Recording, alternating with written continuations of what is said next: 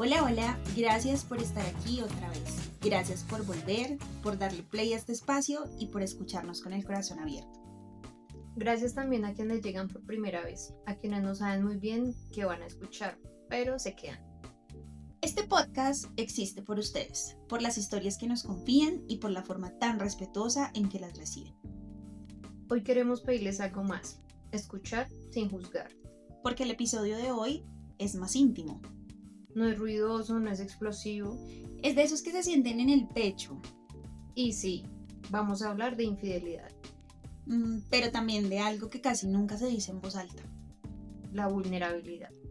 Es el lugar donde uno ama más, da más, aguanta más, pensando que eso es querer. Muchas veces no nos quedamos por amor, sino por miedo, por culpa, por esperanza, por creer que si damos un poquito más, quizás todo vaya a cambiar. Es verdad. Y las historias de hoy nacen desde ahí, por eso queremos tratarlas con mucho cuidado. Y este primer relato nos lo envía Lina desde Girardot. Ella tiene 25 años. Esta historia todavía me cuesta contarla sin sentir vergüenza, no por lo que me hicieron, sino por lo que yo permití. Yo trabajaba como ingeniera ambiental en Girardot en un proyecto temporal. Allí conocí a Mariana, que era practicante. Al principio solo hablábamos de trabajo, de la universidad, del proyecto. Era joven, parecía tranquila, tenía una historia difícil, o al menos eso era lo que me contaba. Con el tiempo empecé a sentirme muy conectada con ella, me enamoré, así sin darme cuenta, y empezamos una relación. Desde el comienzo yo fui la que más daba. No veía como un problema, no lo veía como un problema, lo veía como apoyo. Le compré ropa, cosas que necesitaba. Luego se quedó sin trabajo y yo empecé a ayudarle más. Ahí yo quisiera hacer un paréntesis, y es porque muchas veces nosotros empezamos a amar, entre comillas, desde lo que sentimos que nos hace falta. Entonces, ¿eso qué quiere decir? Que de alguna manera nos dan muestras de amor pequeñas y creemos que ayudar a esta persona se vuelve una manera de sostener la relación de alguna manera.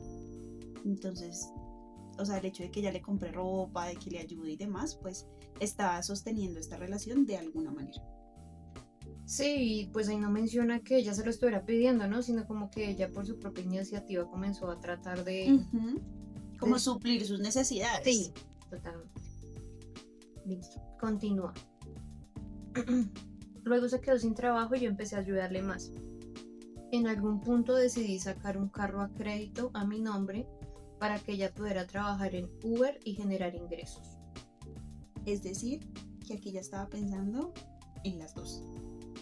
Sí, era como un proyecto de las dos, acá lo que entiendo. Y como pues la otra chica, Mariana, se quedó sin trabajo, entonces ella trató de que, pues, la trató de ver algún medio mientras tanto, me imagino. Proyectándose tal vez de alguna manera también. Sí, ella pensaba como en sociedad, como en un proyecto juntas, pero bueno, y acá continúa. Después vino la universidad. A ella le faltaban algunos semestres y no podía pagarlos. Yo firmé créditos con mi nombre para que pudiera continuar estudiando. En ese momento yo pensaba que era temporal, que más adelante ella se organizaría y respondería. Así pasó más de un año. Mariana siempre me decía que Uber no estaba dando, que el trabajo estaba flojo. Cuando yo le pedía cuentas o le preguntaba cómo iba con el dinero, se molestaba. Me decía que yo no entendía, que no era tan fácil, que no la presionara. Yo creo que ahí también en la posición de ella, pues es como que empiezas a sentir ese miedo en incomodar. Si tú te vas a molestar cuando yo te voy a hablar de dinero, yo voy a querer evitar preguntarte para evitar conflictos en pareja, para evitar incomodarte de alguna manera. Pero desde otro punto de vista, ella se estaba haciendo cargo de responsabilidades que al final no eran de ella, como sacar créditos para pagar su universidad, por tal vez demostrarle amor. Y como aquí estoy, o sea, estoy firme para ti. Sí, hacer más de lo que le correspondía, claramente. Pues no entiendo por qué de pronto la otra se incomodaba. Creo que ahí ya... Pues, bueno, ya lo terminaremos de leer porque se incomodaba. Dice, yo quería creerle. Un día empezaron los rumores. Personas conocidas me dijeron que habían visto el carro que yo estaba pagando con diferentes mujeres, que ella subía a otras chicas. Yo no lo podía creer. La confronté, Mariana lo negó todo y me dijo que la estaban chismeando, que era envidia, que yo estaba dudando sin pruebas. Pero al final era intuición. Sí, Y la intuición no falla. Y cuando el río suena, Piedras lleva, total. fue que la orquesta se ahogó. Porque ay, esto ya va mal. Seguimos juntas, pero ya nada era igual. La desconfianza se quedó ahí. Meses después, una noche, Mariana me llamó llorando. Me dijo que la habían atracado y que le habían robado el carro. Miércoles. Sí, yo salí de inmediato, fui con ella, puse el denuncio, hice todo el proceso. Pero en esa semana las peleas aumentaron y finalmente terminamos la relación. Tiempo después, la fiscalía me contactó. Me dijeron que para seguir con la investigación era necesario que Mariana diera su testimonio. Yo la llamé, le expliqué, le pedí que por favor fuera. Al principio dijo que sí, pero luego empezó a poner condiciones. Que solo iba si volvíamos. Que no podía tal día, que no podía el otro, que estaba ocupada. Y nunca fue. El proceso no pudo continuar. Y el carro se perdió. Como si eso no fuera suficiente, meses después me llamaron de la Universidad de Mariana. Me dijeron que había cuotas pendientes y que yo figuraba como responsable, porque había prestado mi nombre para los créditos.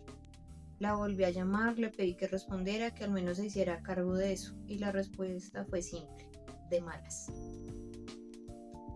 De alguna manera, eso que venía haciendo Mariana también puede ser catalogado como violencia psicológica. O sea, como yo voy a la fiscalía si tú vuelves conmigo. Sí. No voy porque no quiero, básicamente. Y después como si tú prestaste tu nombre, tú hiciste. O sea, ni siquiera gracias, o sea, como es tu problema, mira a ver cómo lo arreglas. Sí, fue básicamente problema suyo y pese a que me sirvió y pese a que fue útil para mí y me ayudó en un momento en donde estaba mal, pues nada, no hubo ni agradecimiento ni un mínimo de respeto, ¿no? Porque eso ya es básicamente respeto. Ahí termina el relato, continúa el relato donde nos dice, ahí entendí todo. Hoy sigo pagando el crédito del carro que ella usó para subir a otras viejas. Sigo pagando la carrera de ella en esa universidad. Y sigo pagando una lección que me salió muy cara. Ahí ya termina la historia. Y pues finalmente no pudo saber qué pasó con el carro. Porque suena sospechoso, ¿cierto? Sí, suena sospechoso. Pero tampoco tiene nada que culpe a Mariana, o sea, porque al final ella reaccionó pensando bien, cómo vamos a hacer las cosas bien, la denuncia y todo, y al final fue Mariana la que le dijo como, pues yo ya no quiero hacer nada, ya como que tu problema, tus cosas, y ahí lo cerró. Y esto nos da como para que nosotros hagamos un análisis y veamos cómo a veces el amor no se rompe de golpe, sino que él se va desgastando en esos silencios, en esas excusas, en esas promesas que nunca llegan, que creo que todos hemos vivido. Exactamente.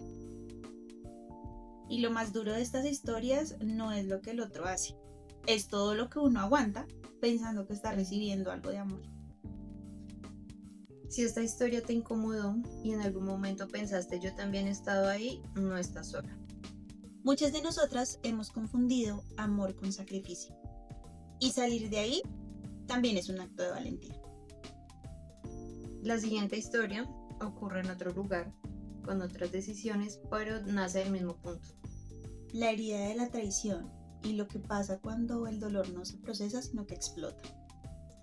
Esta vez la historia no se cuenta desde el silencio, sino desde el desborde. Y ella se llama Carolina. Y esta es una historia donde el amor, la rabia y la pérdida de control se cruzaron de la peor manera. Esta historia dice así. Yo soy Carolina y trabajaba en trabajo social en una ONG. Conocí a Andrés desde hacía años, mucho antes de que fuéramos pareja. Siempre fue un hombre impulsivo, de carácter fuerte, de esos que se sobresaltan fácil, que explotan rápido. Yo lo sabía, pero aún así cuando empezamos la relación no le di tanta importancia. Creo que esa es una red flag inicial, ¿no? Importante. Andrés trabajaba en mecánica de vehículos en Medellín. Al principio todo iba bien. Salíamos, compartíamos tiempo, hablábamos. Después de unos 2 años de relación, las cosas empezaron a cambiar.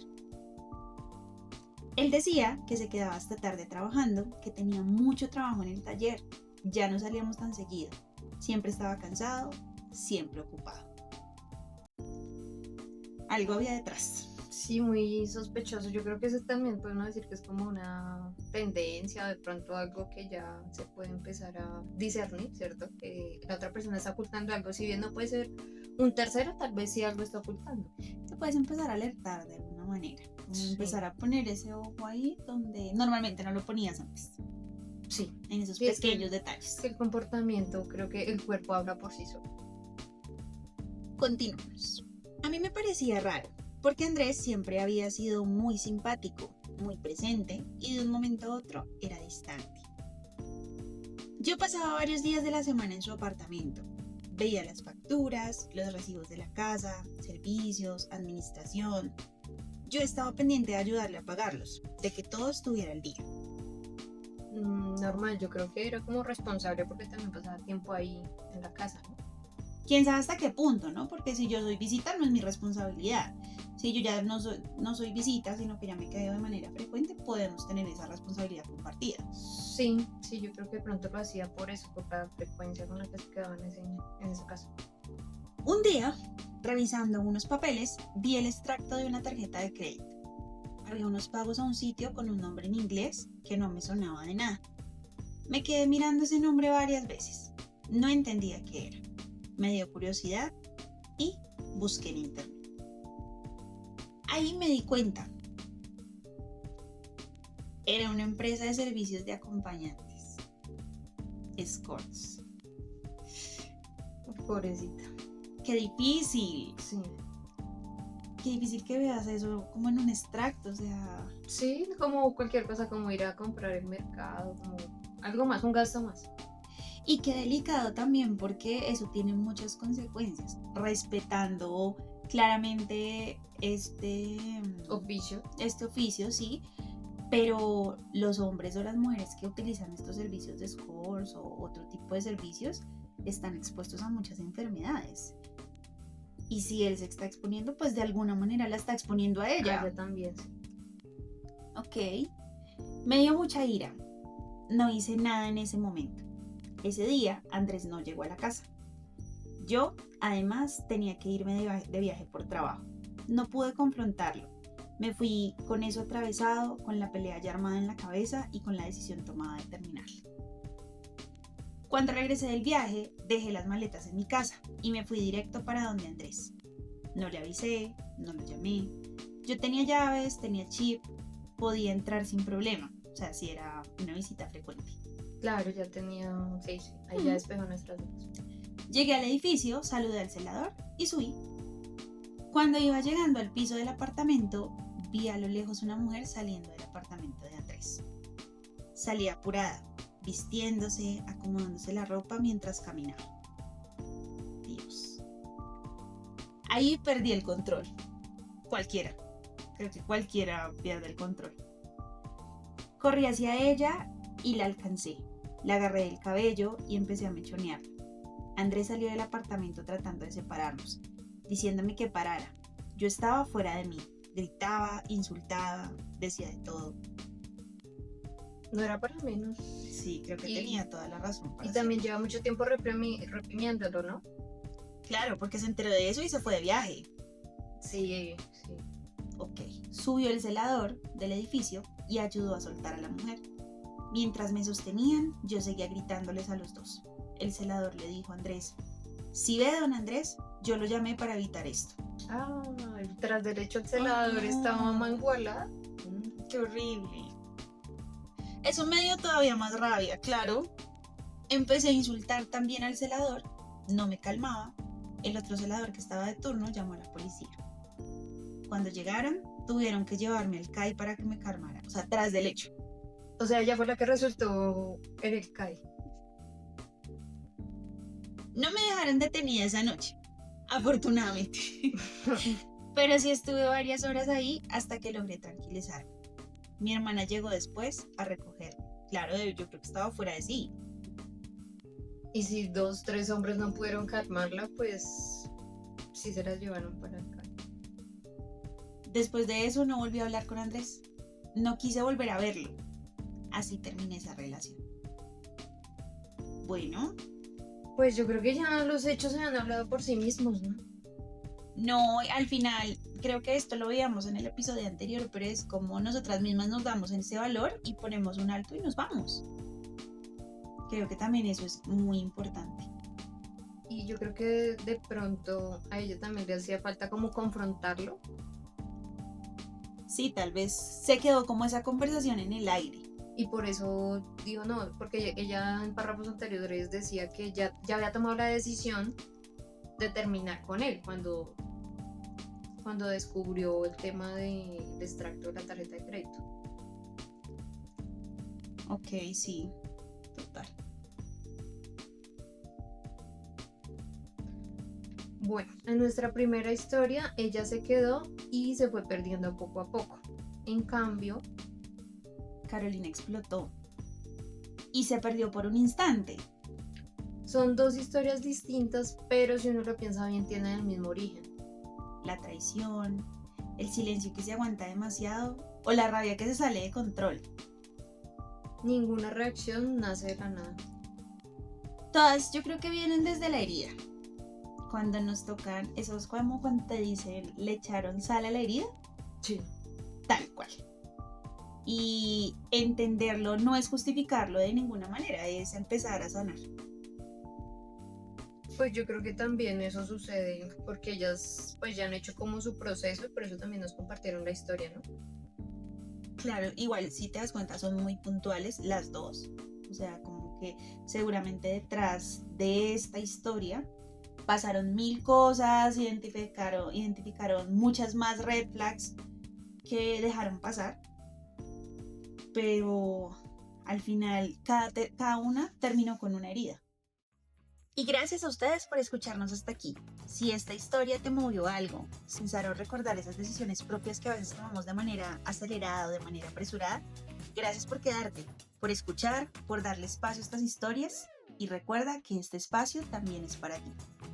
Porque aquí vamos a seguir hablando de esas historias que cuestan, pero que cuando se cuentan pesan menos. Suscríbete a Lo que duele contar a 2 voces. Activa las notificaciones. Y si tú tienes una historia, puedes enviárnosla a nuestro correo electrónico que vas a encontrar en la descripción de este video. La leeremos siempre desde el anonimato si así lo quieres. Este espacio también es tuyo. Porque aquí decimos lo que duele contar a 2 voces.